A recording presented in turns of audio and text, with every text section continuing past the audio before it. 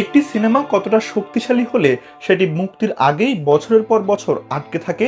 3 বছর সেন্সর বোর্ডের অনুমতির অপেক্ষা, প্রায় 120টি কাটের নির্দেশ দেওয়া, প্রেক্ষাগৃহে মুক্তির সুযোগ না পাওয়া, আবার ওটিটিতে মুক্তির মাত্র 48 ঘন্টার মধ্যেই সরিয়ে নেওয়া। স্বাভাবিকভাবে প্রশ্ন ওঠে, সেখানে আসলে কি দেখানো হয়েছে?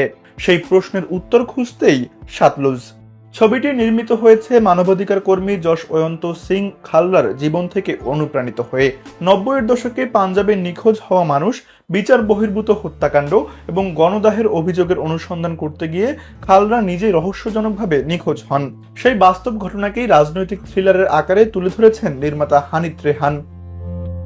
সাতলুজ শুধু একজন মানুষের গল্প নয়, এটি দেখায় রাষ্ট্রীয় ক্ষমতা যখন জবাবদিহির বাইরে চলে যায় তখন সাধারণ মানুষ কতটা অসহায় হয়ে পড়ে।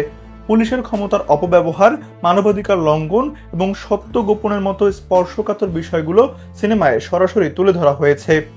এ কারণেই ছবিটি ভারতের সেন্সর বোর্ডের আপত্তির মুখে পড়ে। পরে নাম পরিবর্তন করেও ছবিটি প্রেক্ষাগৃহে মুক্তি পায়নি।